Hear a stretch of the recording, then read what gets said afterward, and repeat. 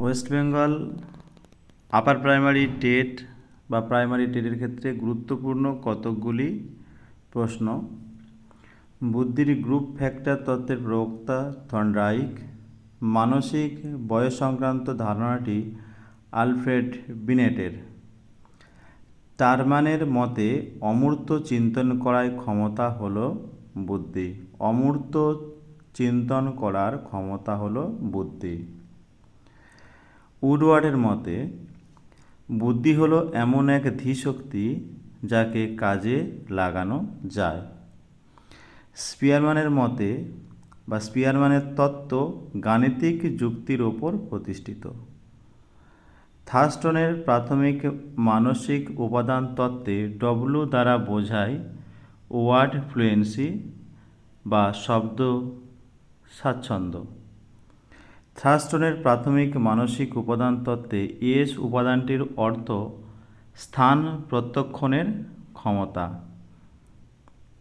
ফ্রিম্যানের মতে কোনো ব্যক্তি কী পরিমাণে নিজের অভিজ্ঞতার পুনর্বিন্যাস করে নতুন পরিস্থিতির মোকাবিলা করতে পারে তার ওপর বুদ্ধি নির্ভর করে থাকে। পিএমএ এর পুরো নাম প্রাইমারি মেন্টাল এবিলিটিস। এসএমএ এর পুরো রূপ স্পেশাল মেন্টাল এবিলিটিস। জিএমএ এর পুরো রূপ জেনারেল মেন্টাল এবিলিটিস। থার্স্টনের প্রাথমিক মানসিক উপাদান তত্ত্বে পি এর অর্থ পারসেপশন অর্থাৎ বস্তুকে তাড়াতাড়ি প্রত্যক্ষণ করতে পারা।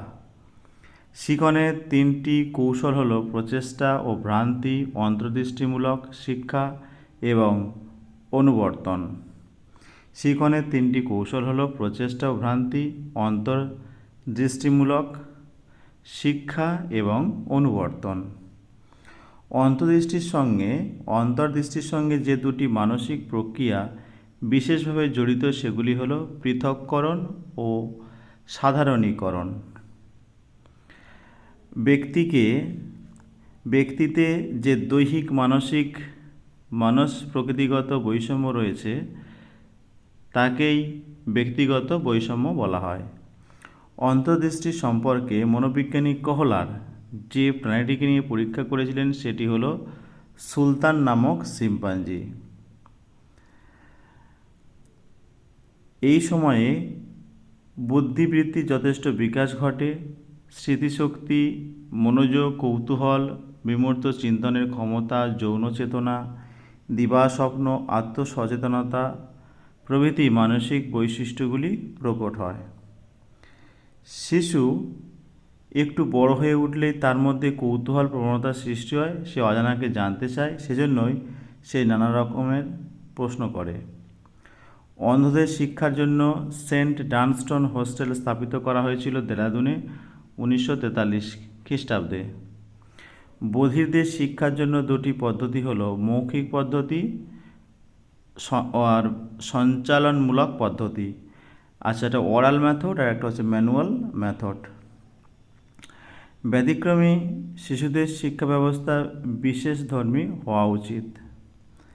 দৃষ্টিহীনদের ভাষার বিকাশ সম্পর্কে মনোবিদ ম্যাক্সফিল্ডের পরীক্ষাটি হল কোনো ক্ষেত্রে দৃষ্টিহীন শিশুদের ভাষার বিকাশ সাধারণত শিশুদের চেয়ে দ্রুত হয়।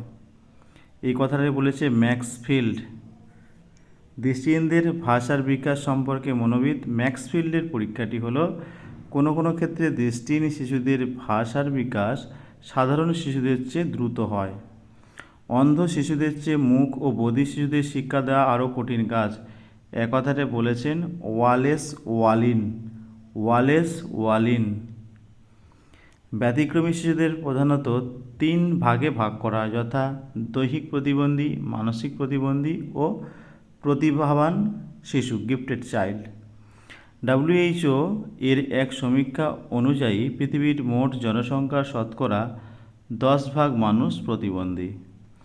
ভারতবর্ষে প্রতি বছর 15 মার্চ দিনটি প্রতিবন্ধী দিবস হিসাবে পালিত হয়।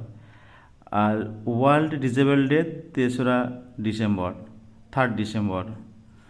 আর ব্রেল দিবস 4 জানুয়ারি।